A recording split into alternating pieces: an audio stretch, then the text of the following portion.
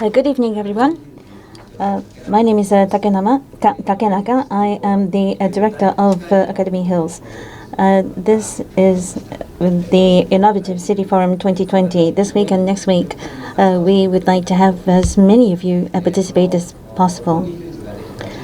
This is to commemorate the 10th anniversary of Roppongi Hills. That was back in 2013 that we held the first meeting to consider the city and the lifestyle. That has been the purpose of this meeting. This is the 8th meeting for the Innovative City Forum. We are now beset with the COVID-19, so the forum will be different this year. In the past, we engaged in direct conversations, dialogue with many guests from overseas. But this year, we are engaging online, and through dialogue, we hope to have proactive discussion and valuable time spent together, which is worthy of the Innovative City Forum. The title for this year is The Pandemic and Innovative Cities. This pandemic has been experienced by mankind over the years.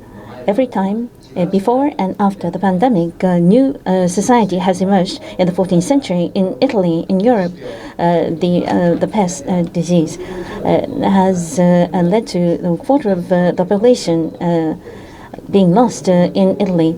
1/4 of the laborers were lost, and wages were increased, and living standards have increased, and the strength of the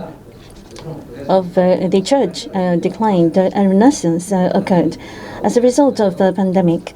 So it has become a very important trigger. At the end of the 19th century, in London, cholera was the pandemic that occurred, and the water was to blame.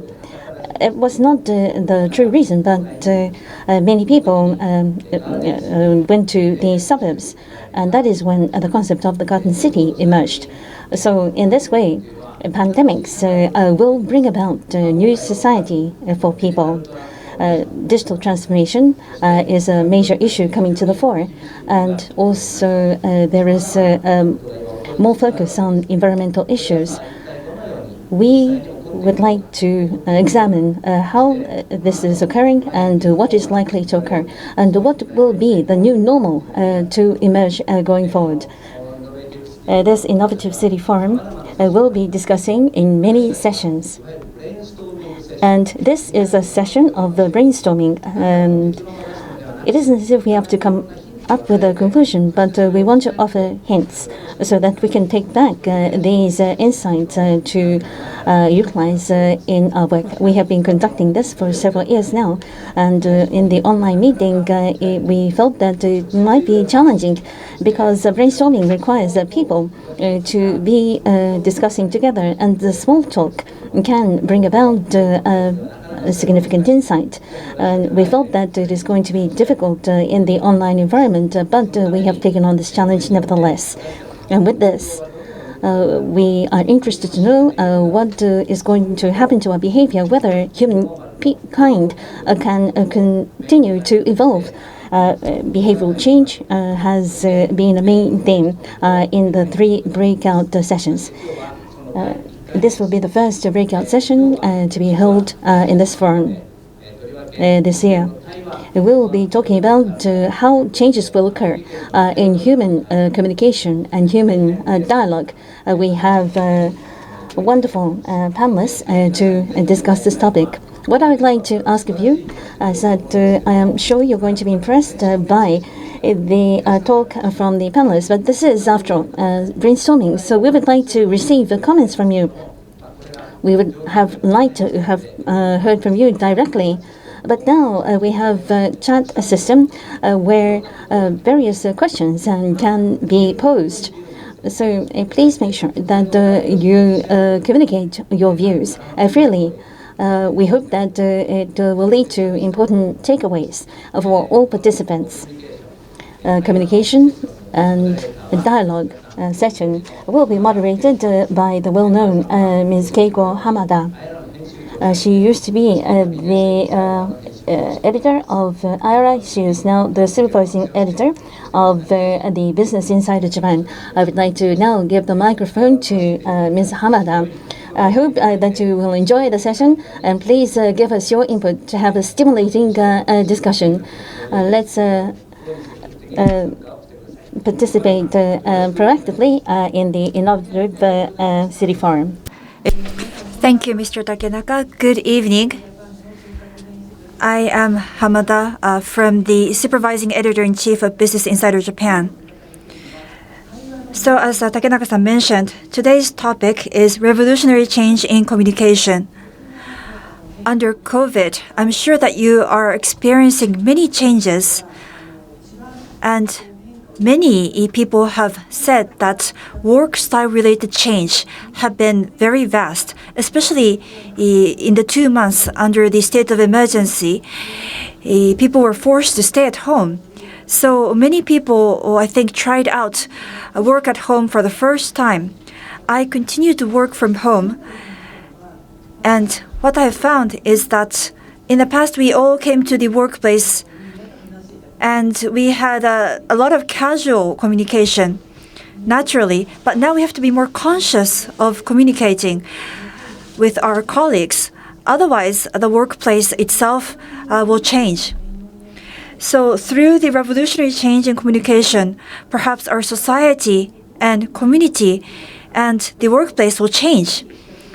So today we have 3 panelists from very diverse backgrounds, and I hope that this will be an opportunity for us all to think about the implications of change in communication.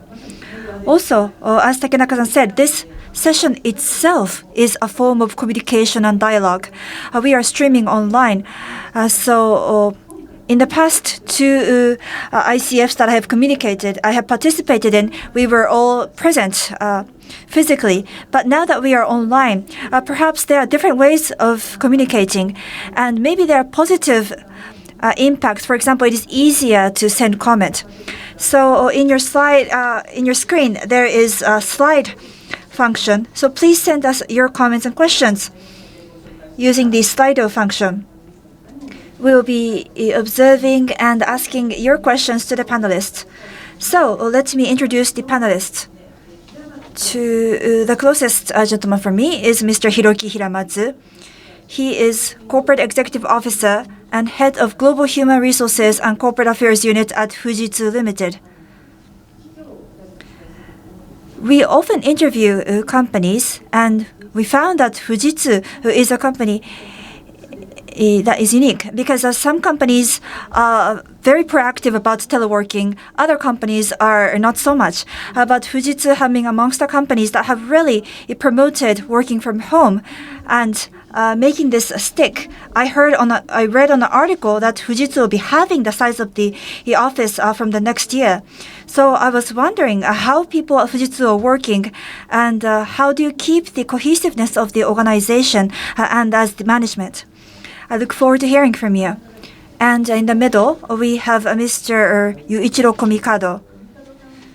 Mr. Komikado is head of GEKIDAN NoMeets, which is a theatrical company. And I say to many people that the biggest impact during the COVID was seeing the drama I Know Fujichaku and meeting this GEKIDAN NoMeets. It was really shocking because from the start of this theatrical company, you have never met the members from the cast selection to the rehearsals to the actual performance. You never have met face to face. But when I actually saw the performance, I was really surprised that such high quality theatrical performance could be achieved without being face to face. And perhaps what I would like to hear from you how you try to exceed physical performance through online performance. And last but not least, we have Shun Hongo. He is a project-specific researcher, Center for African AERA Studies at Kyoto University, and he is studying primates. I came to know of Mr. Hongo when I read an interview in Asahi newspaper. And I think the theme was communication. University students through online classes are feeling isolated. And he was talking about what communication means for primates. And I thought this was very interesting. And so you have a very unique background, different from the other speakers. So I look forward to your comments. So as animals, as primates, what is communication? That is what I would like to hear from you today. So we would first like to have a short presentation from each speaker. Starting from you, Hiramatsu-san. Thank you very much for the introduction. My name is Hiramatsu of FUJITSU. Now, the reason why I have been invited was introduced by Hamada-san just now. We have 80,000 employees and in our company, and 80% of the employees are working from home. From the very beginning, FUJITSU is an IT company. Therefore, people will think that it was easy for us, but that was not the case. I want to emphasize this at the outset. In 2017, work style reform program was implemented, and we have introduced the teleworking system. I was in charge of this new program. I was trying to promote this in the company. But when we had a questionnaire 6 months later, there was only 5% who was doing once a week teleworking. So it did not take off. We did further surveys and understood the requests, such as lighter PCs will be helpful. And now it increased to 34%. That's twice every week is now 34%. So I think teleworking was around 10%. I was wondering why people were not taking the option when it's so convenient for the employees. The employees felt that they are involved in complex work and it requires a very detailed communication. It's good for people with special circumstances at the home, but inherently people felt that it was difficult. And so people felt that teleworking is enabled only for desk work. So I felt this is the limit. But that is when the emergency declaration was made, and we had to go to working from home. 90% of the employees were able to work from home, and there were some insights that we have gained. Communication was enabled even online, and there was also some things that were enabled because of online. And there were significant insights that we were able to obtain, and we felt that in the new normal, working style will change, and we have announced the work-life shift. Work and life must be controlled by the individual. That is the concept we advocated, and with that, 50% will go to the office, but at the office, high quality communication was promoted. So the way we work in the office has also changed. So what is the advantage and disadvantage of real and virtual are compared here. On the part of our employees, when online is the premise, we have to facilitate the online as well as improve the communication as well. Because we have 80,000 employees nationwide, so best practice will be collected going forward. Of course, we don't want to go 100% virtual, but for when we go to work, it has to be based on high level communication as a team, and we are trying to establish the right model for this process by combining real and virtual. In the area of virtual, we will unleash the power of ID to enable this process. With virtual, people are saying that the meetings are more democratic. In the real world, you can identify who is the most important person, but in the virtual world, there naturally spontaneous facilities is coming to the fore and asking people to speak up when they remain silent. And in the real meetings, since it is less in frequency, we can do much more. We want to maximize the impact of both real and virtual meetings. We have 80,000 employees pursuing telework. We are able to collect significant information, knowledge. We hope that through this we can identify the best practice going forward. Hiramatsu-san, how often do you work from home? Well, I have many customers visiting me, so I'm going to office about 3 times a week. But the real work is only 1 hour. And the remaining time is spent working online at the office. And the subordinates are at home. Yes, I have to turn on the lights when I go to the office. And there are many online meetings for me as well, online reporting as well. But do you think online meeting is more strenuous? It's more tiring? Because when we have real meeting, I think people had it easy, because the reaction was easy to communicate, because we have gestures as well. We can identify who want to speak from their eye movement. And you have to be more logical online, and you have to be able to confirm anytime, to be able to respond anytime. And so far, the linguistic abilities had declined in the real world, and now we have to ramp up this ability once again. I think it's a good thing. So I think the goals are very clear. When there is better efficiency, when the goals and objectives are clear, yes, that is indeed the case. We can have a very speedy discussion, and there is no waste in the way we spend the day, because there are many online meetings one after another. On the other hand, there's a real and virtual combination taking place. And I have also the real and virtual reporting. Informal communication is very good online, but for emotional exchange, it's more difficult online. For example, one online meeting can be done online, but I think telephone is even better, because we can guess from the tone of their voice, or having coffee together. In terms of emotional exchange, it's more difficult across the screen.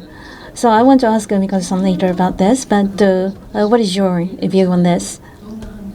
What kind of response are you getting from the employees? From July, from the president to the rank and file employees, we will have one-on-one meetings once a month. And because of this environment, we felt that one-on-one exchange is very important. But then we couldn't find out what we should be talking about, because we're talking daily about work. But the same for online and real. Even when we're in the office, we didn't have in-depth conversation. So if it's one-on-one outside of work, it's very difficult to come up with the right topic. We did e-learning for this as well. The career of the individual, as well as a vision for the company, are things that are understood implicitly. But now that we have online meetings, we are able to have this kind of conversation more freely, and we found out that it has been very effective. Therefore, depending on the communication, and it can be enabled online, but in some cases it's more useful to go to the office and discuss in a group. It will give opportunity for in-depth communication to use real. I think that would be the ideal. The way we work, has that changed as well? For working from home, we had to make the transition 90% immediately, so we went immediately to paperless. In the office, when we had meetings, there were a lot of materials, inclusive of very detailed information. It was very voluminous. But now everything has to be shown on the screen. So we had to emphasize some important points further, and engaging in communication. And we had to come to a consensus agreement. We had to come to a decision in one slot. So we can't have separate discussions offline. That's become more difficult online. And in Japanese companies, they don't speak up during the meetings, but have offline discussion or go to the smoking room for in-depth discussion. And these have been made redundant. So the information, the exchange has become more open and democratic. In terms of and also there is more diversity. The women employees have more equality, and people are very happy, especially when they had constraints at work and in the home. They are now full-time rather than part-time by going online. This is leading to better diversity for companies. I think that would be a good thing. Yes, I have a specific example of that. The new managers, they will volunteer to become a new manager, and the female employee declined because she had 2 children, even though the superior recommended this. But since everyone is working online, she has now volunteered to become a manager. She feels more confident on taking on the role. So I think this is more opportunities for diversity. So we'll get back to you later. それではコミカドさん、よろしく。 Then Komikado-san, please. Once again, I am head of NoMeets Theatrical Company. My name is Komikado. So, what is the group NoMeets? As the name indicates, we were launched in April of this year under COVID, and we are fully remote in that we never meet face-to-face from rehearsals to the actual performance. Now, why did we create NoMeets? Actually, many entertainment, whether it's live performance or theater, film, it was basically 3 C's. People were crowded and congested and created a lot of excitement. But from March and April this year, due to COVID-19, this entertainment industry was heavily impacted. And those of us in this theatrical industry, especially in the same generation, we considered that perhaps we need to create a new system for the survival of the industry. And we were doing an online meeting. And we found that we can hear each other's voice, we can see each other's face. Maybe we could create a theatrical performance online, and that is how we came up with NoMeets, creating something without ever meeting face-to-face. We started with 3 people, but now there are actually 22 members, average age 27. So I think we are relatively young in this industry, seeking to create innovative new forms of entertainment. So people from different backgrounds, theatrical, film, events, actors, and so on, came together. So we started off with short films, 140 seconds or less, and we shared them on Twitter. And we created about 20 pieces, and in total 30 billion views on Twitter. So I'm very grateful that there were so many people who enjoyed our play. So this is one of the very first piece that we created. So to share with you what an online theater is like, please enjoy this. The title is Strategy to Evade Online Meetings with Annoying Boss. I was really thinking about work 24/7, no time to rest. So it's not about what you can do in this time and age, but what this age enables us to do. That's our job, isn't it? So I'd like to hear your thoughts. So let's say, Kanami-chan, what about you? Give me some ideas. Hey, Kanami? What's happening?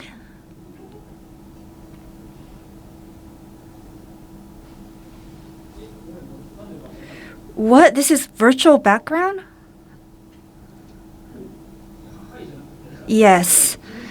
You may be at home, but this is still work. Sorry. I mean, I would never do something like that. This attitude is why you don't deliver results. Yes. What? Oops. This is unthinkable. You weren't even listening from the beginning. It's not like that. You have no sense of responsibility as a business person. Oh, I can't believe it. So, Otoda-kun, you're probably doing the same thing. I know you. So, let's get together. So, I'm just gonna have to say a few words. Otoda-kun, stop using the virtual background. I know it's virtual. What? Oh, this wasn't virtual. No, not virtual.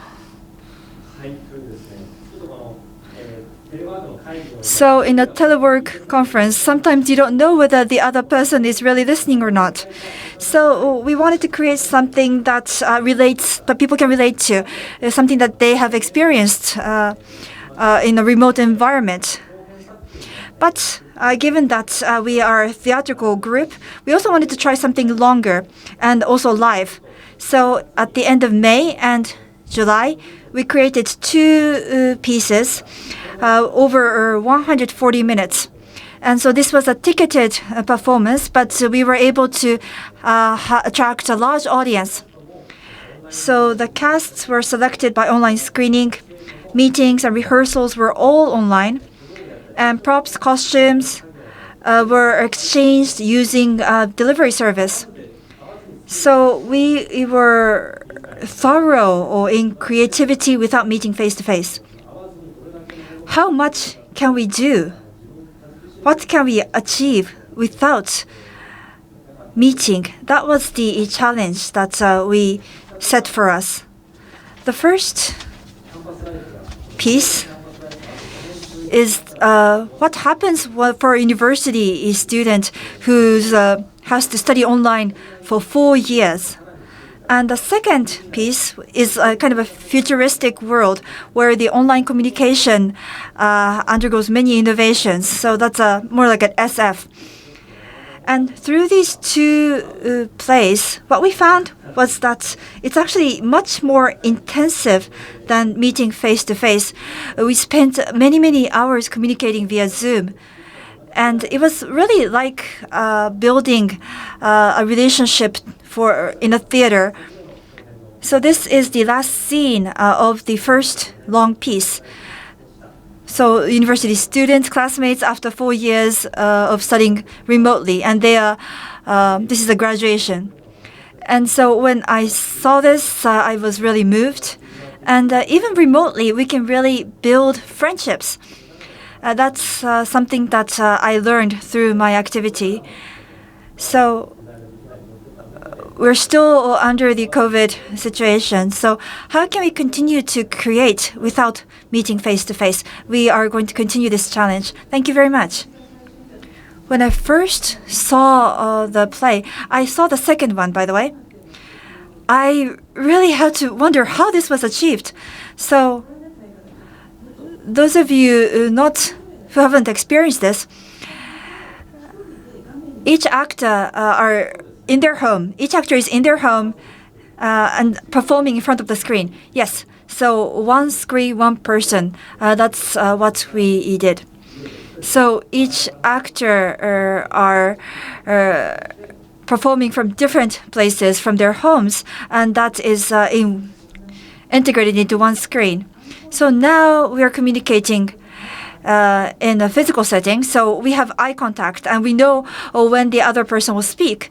But online, how do you know that when you can't really make eye contact? So we were talking earlier, for online, timing is really difficult. Sometimes everybody speaks all at once. And so that's a bit challenging. And maybe in theater as well, that timing may be a challenge. How do you coordinate with the other members? In the first stages of the rehearsal, it is really rocky. But for some reason, after a lot of rehearsals, people will become knowledgeable about how to perform online. So when you start to speak after the other character finishes speaking, there's a time lag. So the gap is too large. So we all experience that. And we always record the online rehearsals. And then once the rehearsal is done, we upload it to the link for the actors. And then they review it. And so they learn about the time lag and what is the best timing to start speaking. So toward the end of the other actor's speech, you start to overlap. And that actually is the right timing. So when we compare the initial rehearsal and the final rehearsal, it's really different. And also for the 90-second video, I really emphasize because sometimes you don't know whether the other person is understanding, and we don't know whether I am really, so in order to convey what I'm listening, I really nod. And I tend to really speak in loud voice because I really want to communicate that I'm trying to understand. And that was really depicted in that performance. So we can only show the upper part of our body on the screen. And so we do gestures like, I get it, I understand. We also use stamps. And other methods. And also in the video conference, there's usually a chat function. So while somebody else is speaking, you can also send a question to that speaker so that the speaker, while making the presentation, can also look at the questions being sent and answer. So in order to overcome the restriction of being only able to speak one person at a time, other functions like the chat is used to supplement communication. What I found most interesting was that during the theater performance, the audience cannot speak. But for the online, the audience can use the chat function and really communicate. So that was really new for me. So it's not one way, but it's actually really interactive. Like, this is really fun. Or if somebody leaves for the restroom, and you can come back and ask what happened, and then the other audience member can pitch in. So that's a really new experience. Yes. So we weren't sure whether such a long piece online can be successful, but the chat function really helped because people can send their comments real time. So people participating over chat, they can really feel that they are watching the same thing and participating in the same experience. So it's not just the audience and the cast, but it's actually a horizontal relationship amongst the audience as well. It's like they are in the audience seat together. And the actors as well, they also see the chat real time. And one interesting comment was compared to being in the actual theater, I could see the face of the audience more clearly. And so even though they are not in the seats in front of them, at the theater, you can only guess from the laughter of the audience. But for the chat, you can really hear people's comments, why or what they thought was really interesting or funny. So that's excellent. Thank you. Hongo-san, please.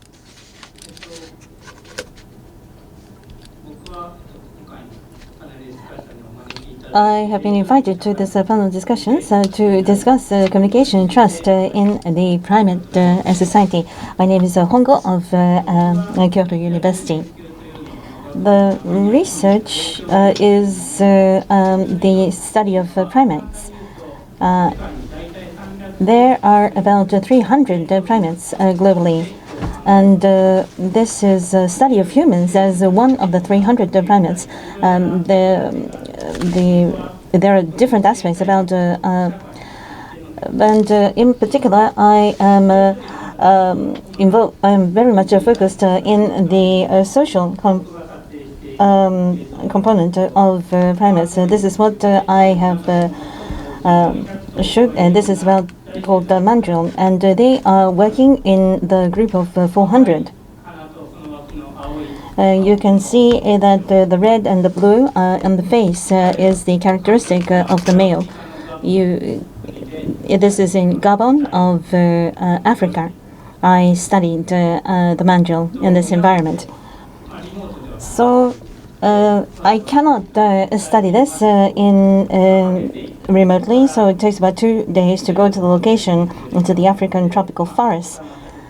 And it's not in the capital. It takes about 2 or 3 days to go into the wild, living with the people, local people, and having camps to study these animals. So I would like to talk about the history of primates.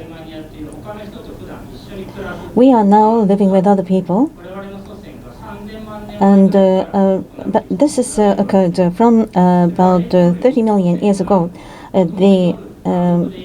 Because the primates at that time was living only at night, but they were also becoming active during the day, and they formed groups because they have to protect themselves from the large birds. The orange area are the anthropoid and the apes and mandrills, as well as the Japanese monkeys are included in this category. Now, in terms of the group forming of primates, there are benefits and also cost. They are listed here. In terms of disadvantage, it's susceptible to pathogens and diseases. This is what we're experiencing now. In terms of trust and communication, I would also like to point out the third aspect here. In terms of advantage, there could be cooperation in terms of searching for food as well as child rearing. This is an advantage. So what you're doing for the other group members will benefit oneself as well. But there is also disadvantage as well. We have to be able to identify how well we can trust the other party. There has to be an expectation of what they will do for you. That means that relationship building is very important. And so here I have 2 points to share with you regarding the boundaries of the human society. The groups of primates are in fixed members. There is a distinction between inside and outside the group. The boundaries are very clear, and there is no encounter or exchange with the people outside of the group. But when the primate is within the group, they will live and spend the time together throughout the day. In terms of humans, we have placed importance on family relations, but there is also encounter on a daily basis with other people. There is exchanges. There is also cooperation. It's very vague in terms of the group that humans belong to. That is the reason why we have massive connectivity, and it will enable cooperation as well as trade. But you have to also engage with people that you do not know. So to identify trust is very important. One ability we are utilizing is the vision acquisition. This is also a characteristic of other primates as well. And this is the ability to understand each other. This is not just in terms of visual, but in terms of eyes. As you can see here, this is a Japanese monkey, gorilla, and a human. If you expand the eye, you can see that the black eye will move horizontally. It means that it's easier to gain eye contact, and you can decide whether you can have a good relationship or not with the individual. The second point I would like to mention is how people, primates, act together. There are several hundreds in the same group, but the group is very expanded. And it's in the jungle, so there is a lack of visibility. There is blocking of field of vision. So you do not identify each person. Each individual primate will be engaging with only 3 or 4, but belonging to the same group nevertheless. So it's a 2-tier hierarchy that is taking place. Japanese monkeys will be together like this, having a remote meeting or in a real meeting. We are discussing the same topic, but that is not the case for Japanese monkeys. So even in small groups, they still belong to the group, so the same place is shared. With that, I would like to conclude. Thank you very much. That's a very interesting approach that you have shared with us.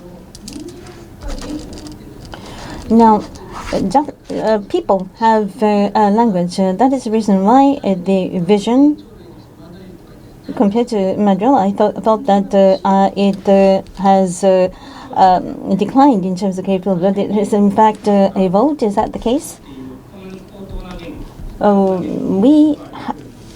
It's only humans that have very high language skills within the primates. But I think it's around the middle in terms of the evolution. Homo sapien have evolved over 200,000, 300,000. Languages available only about 70,000 to 10,000 perhaps. So prior to that, we were only using gestures. We didn't have language prior to that. So eye contact was evolving even prior to language. Yes, human body has evolved in this way after gaining the ability to speak. So I think language. Do you think language is very dominant, or do we still have the 5 senses utilizing to feel each other? What is the actual situation today? Language is used for information exchange. That's outstanding to exchange information. However, other gestures using language, and in addition to that, gestures can be added. I think that's what humans are doing. The text and image will be relegated to only information. Hongo-san, I have a question for you. Now, virtual communication, online communication is becoming more prevalent. Over time, how do you think humans will evolve in this new environment?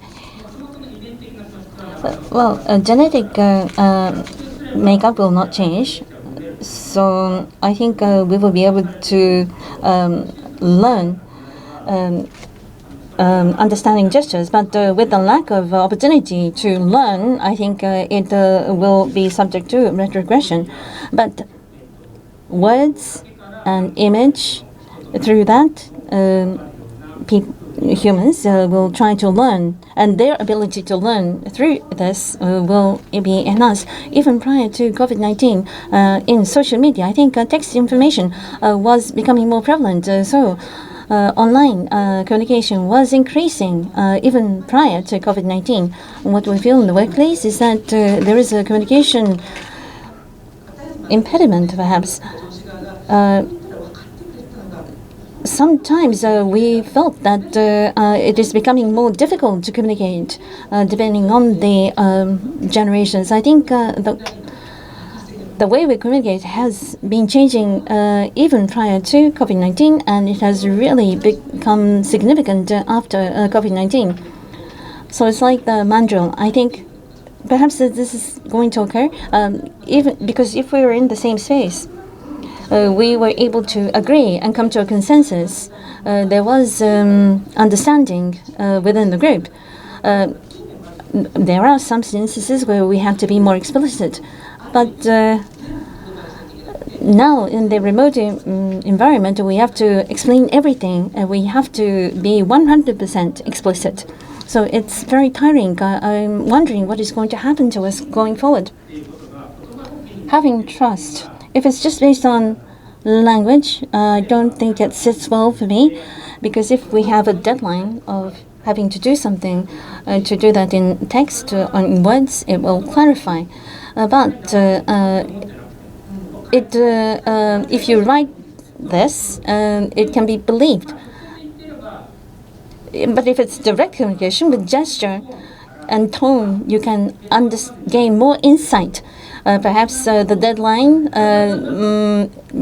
is likely not to be met. This will be the common understanding through direct communication. But when you put this down in text, and if you say no just by words, then it seems like cheating. So it's like believing on your own and then come to the same conclusion. So I'd like to start the discussion. ちょっとキーワードだなと思ったんです。 I think trust is one key word. Hiramatsu-san, in the workplace, it's built on people's trust of one another. And that's why I think you said that you're combining real and virtual settings. So people who enter the company for the first time, new grads, so people who have been there for a long time, you already have a relationship, and so you have an asset and of trust, and virtually you can build on that. But for new members, I think it's very challenging to create a relationship of trust online.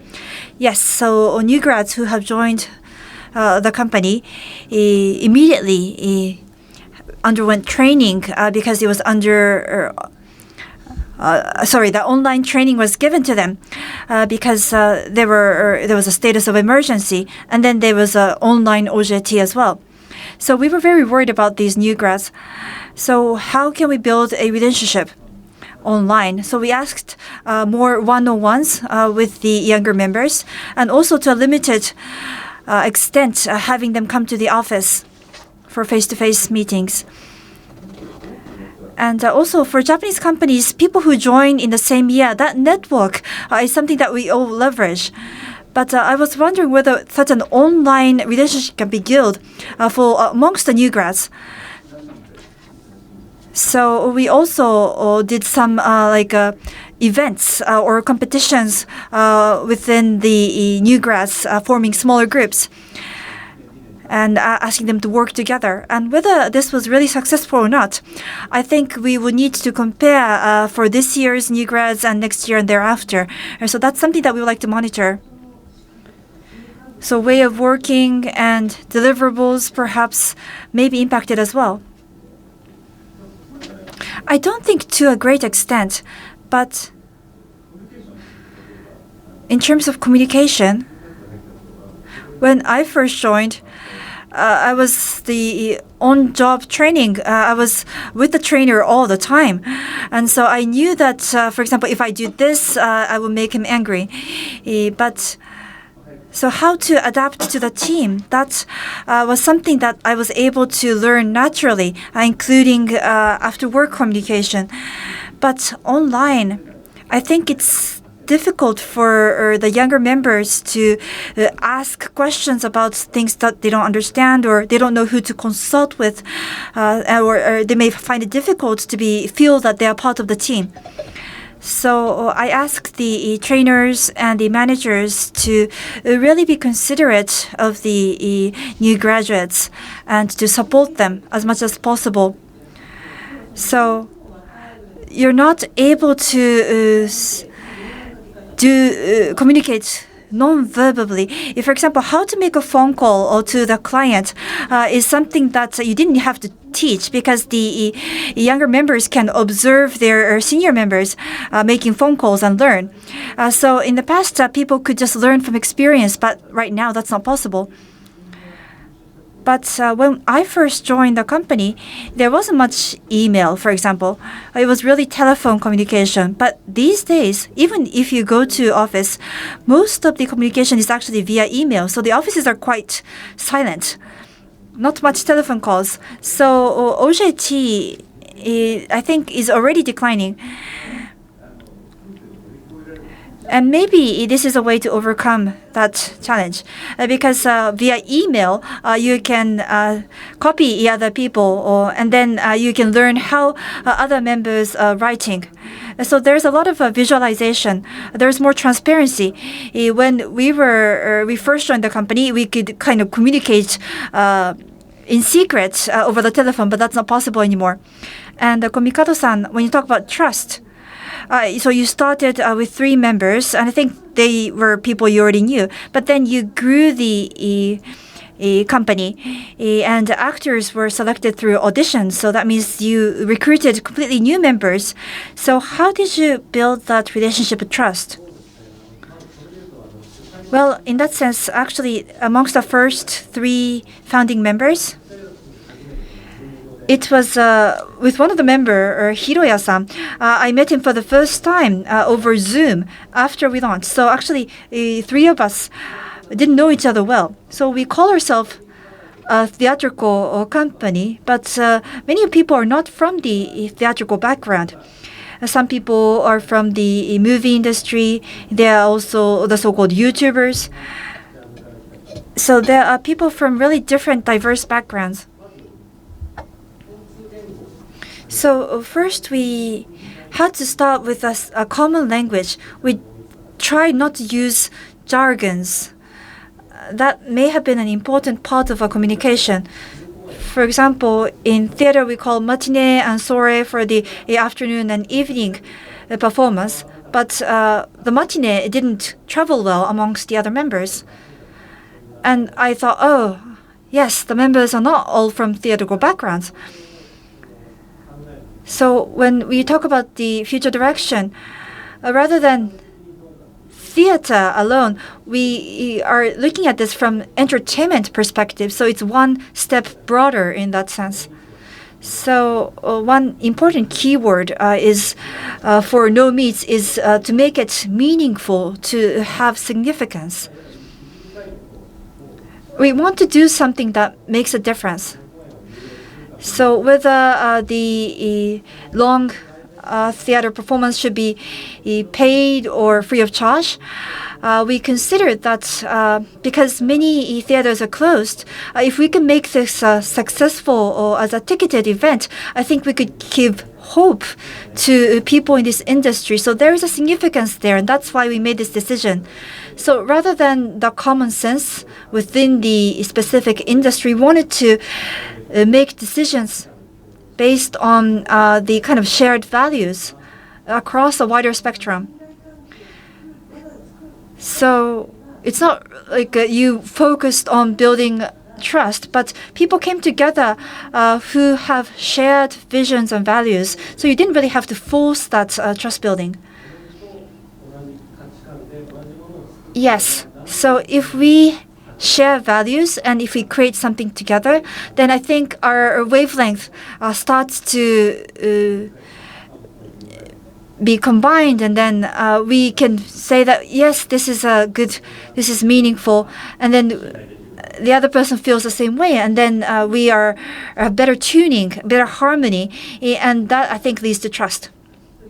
So why you came together, that's important part of being a member of this group. Yes. So everybody loves entertainment. And in this pandemic situation, everybody wants to try something new. So maybe, at least temporarily, we are ready to discard some of the older practices in order to challenge something new. So even though we come from different backgrounds, we were able to communicate well. And I think that goes for company as well, right, Hirayama-san? Why we are here, why we working here. I think that startups have that nature, but for large companies, it may be a bit different. Even though people join the company because they want to work there, it is difficult to be conscious of that. So maybe that's heightened the communication cost.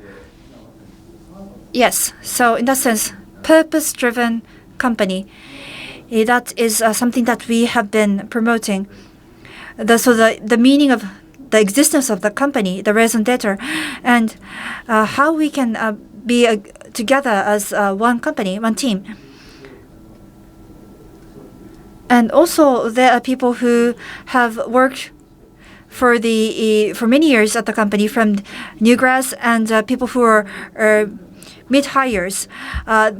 Actually, the appreciation is very different. People who join midway actually have a higher appreciation of the why they joined the company.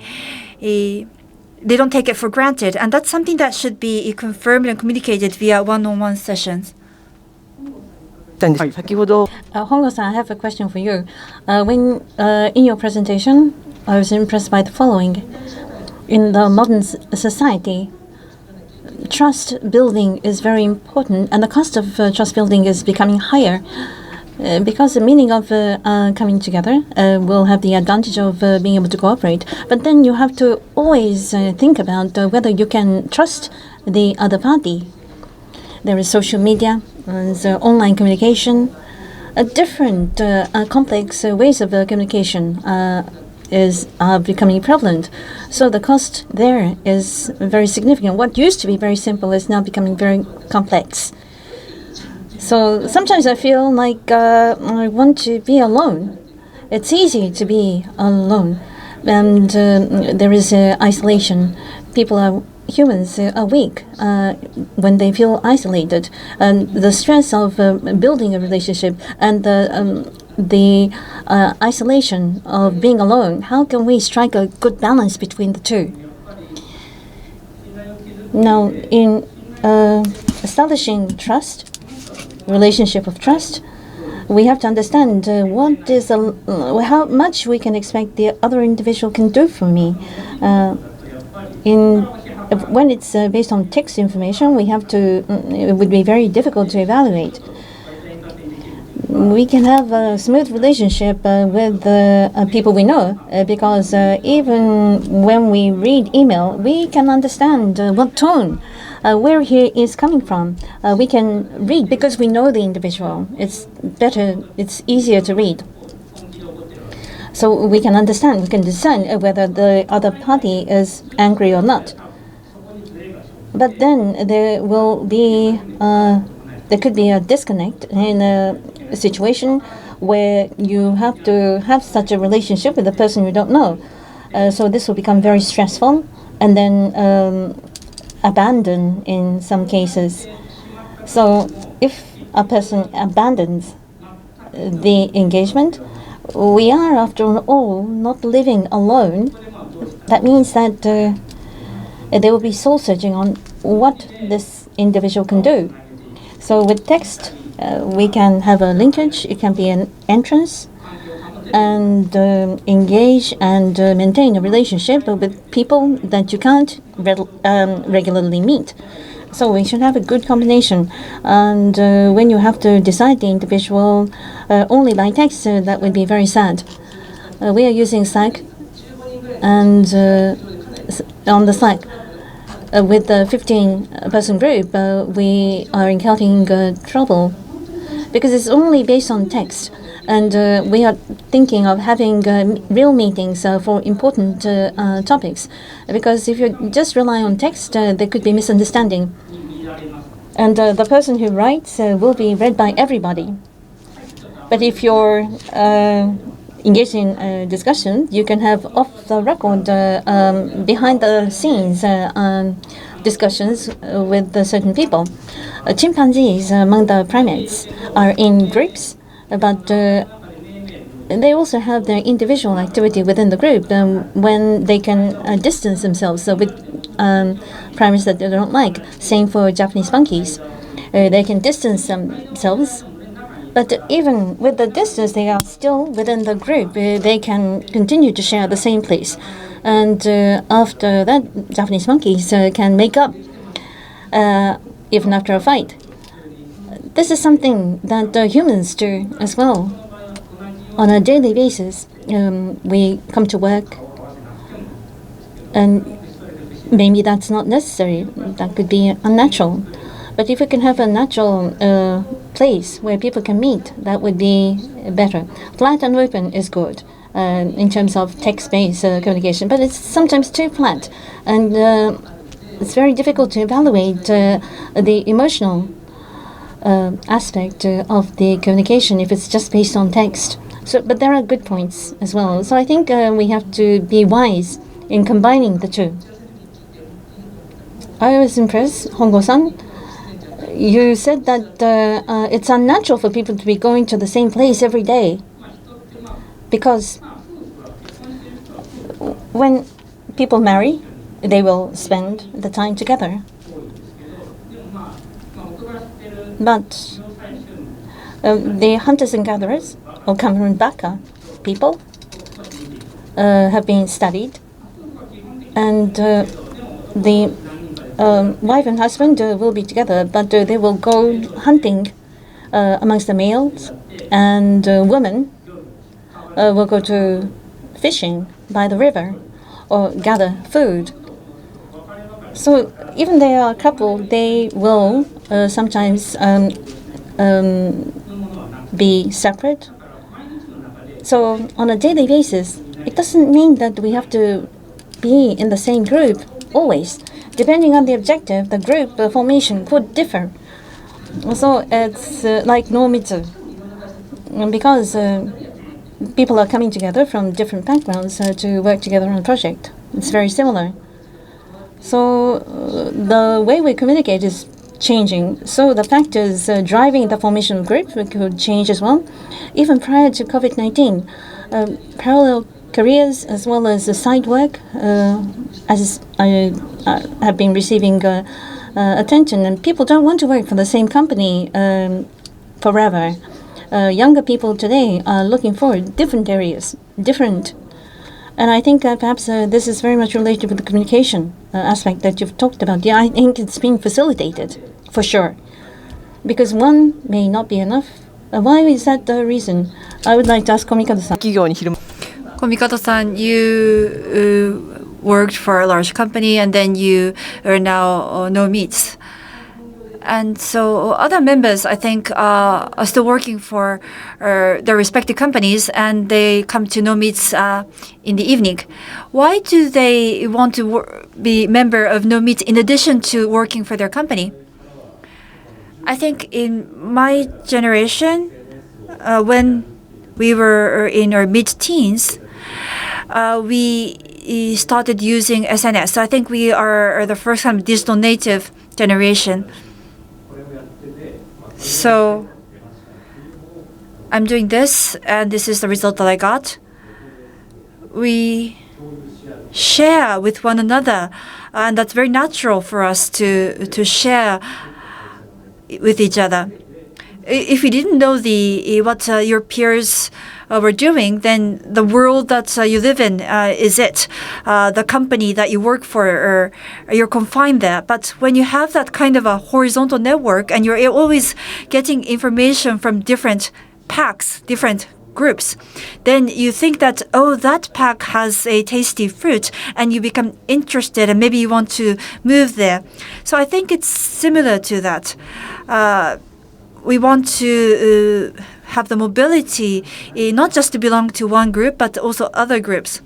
That's what I got from listening to you.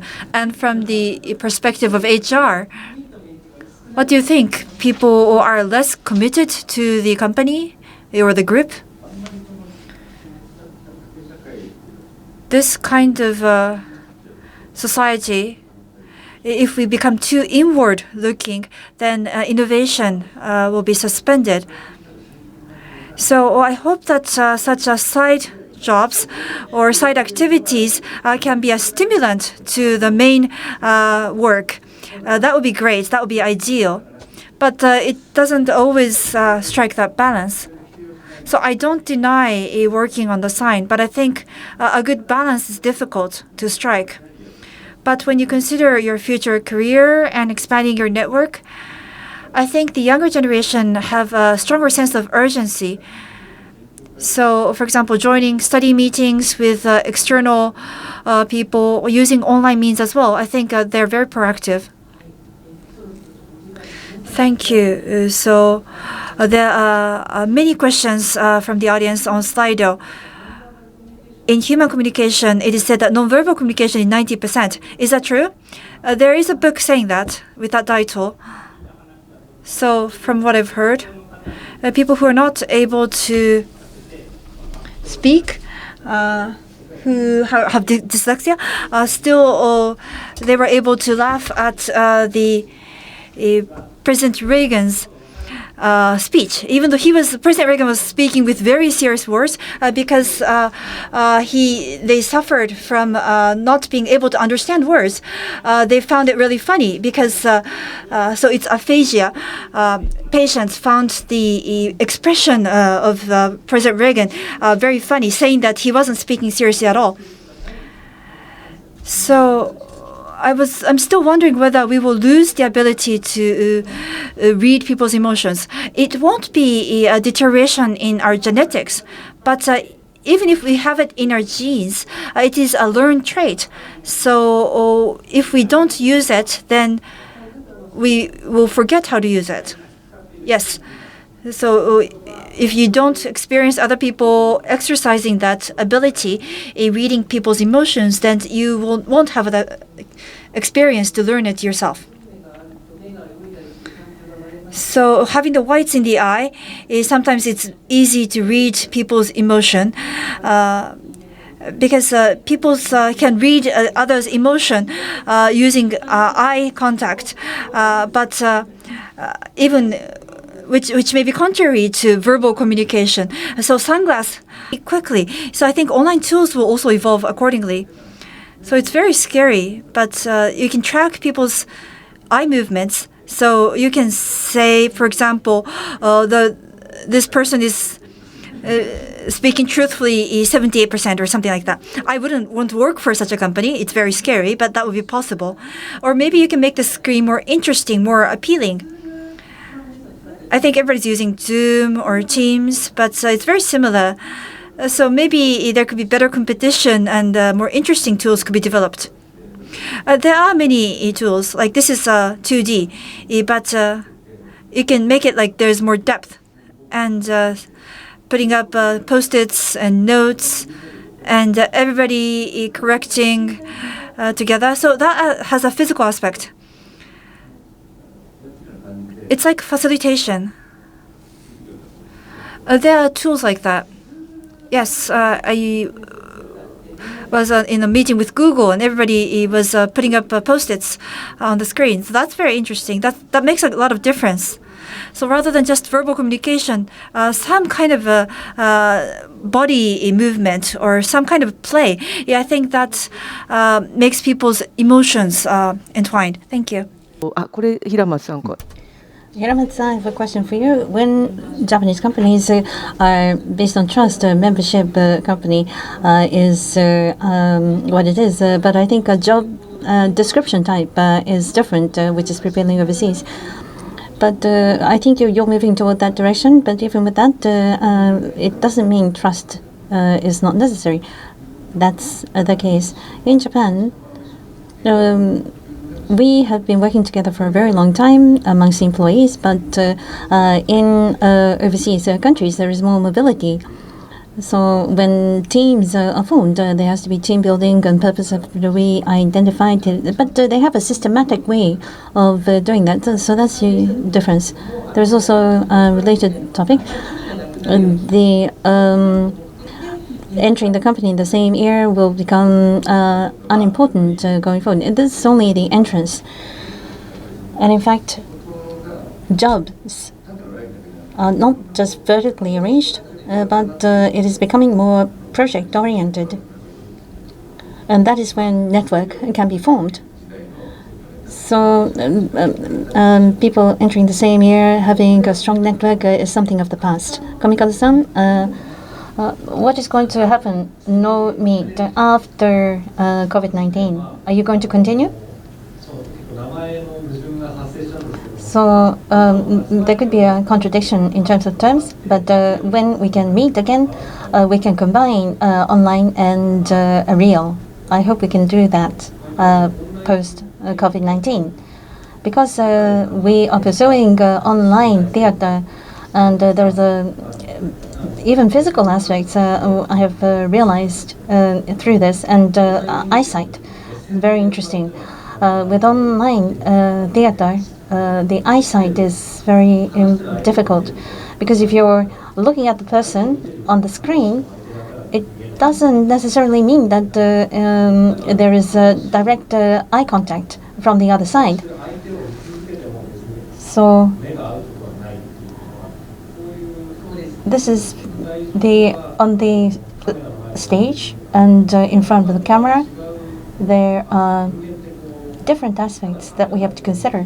It's not just facing the camera, and when there is no one watching you, no one in your eyesight, the behavior could be different, and that could be interesting when you have the real and online combined together. And reverting back to where we were before, what we have lessons learned this year could be incorporated into theater going forward. For example, love scenes. There has to be eye contact, but you can't do that. How can the actors bring about such emotion?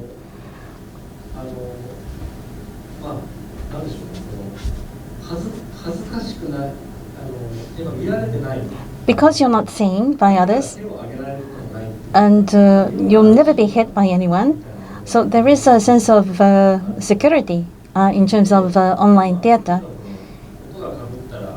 So if there is a overlap in terms of voice, it will become clear. It will become unclear. So in terms of actors,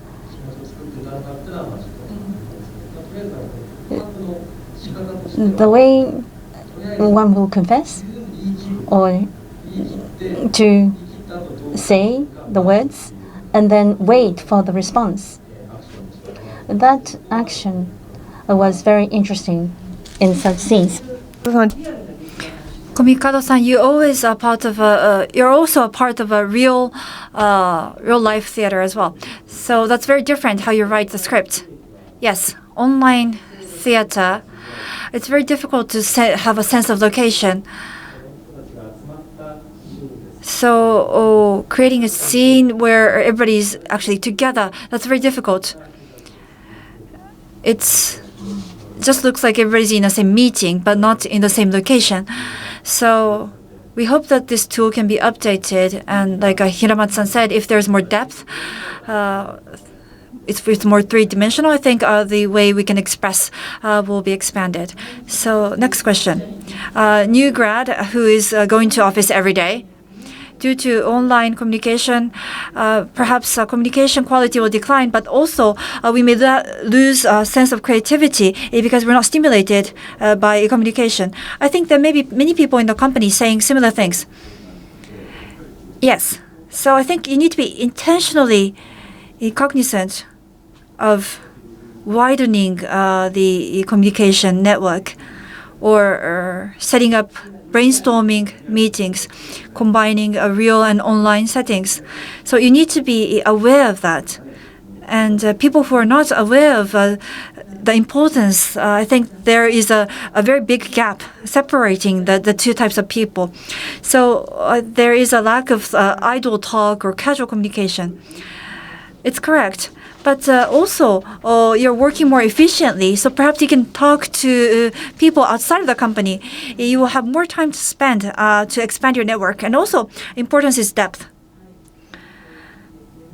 And text-based online communication, I think that if you do it repeated times, you'll still be able to communicate. For example, Facebook communication, after some time, you get to know more about the person and their situation.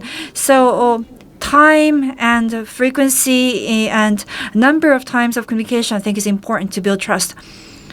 And maybe one more minute. On SNS, online communication has changed. And perhaps young people have difficulty in communication. At the same time, people who cannot react immediately can spend more time to write up text that may improve communication. I agree with that.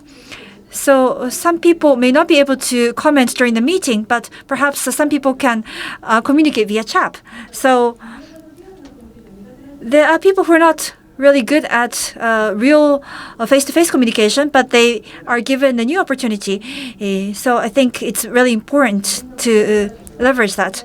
And my friends, our company hired people who use avatars. I don't have the courage to do that yet. So that person is using avatars to join meetings even after joining the company. That creates a very good teamwork. So avatars, wow. Hiring somebody on avatar and somebody going to work on avatar, that's really new. Wow. That's very different. But maybe in the near future, some people may be working in such a manner. So こちらでお時間になりました。 So this is the end of this session. I hope that we have given you food for thought. After this, there is an after session, and that will start from 8:10.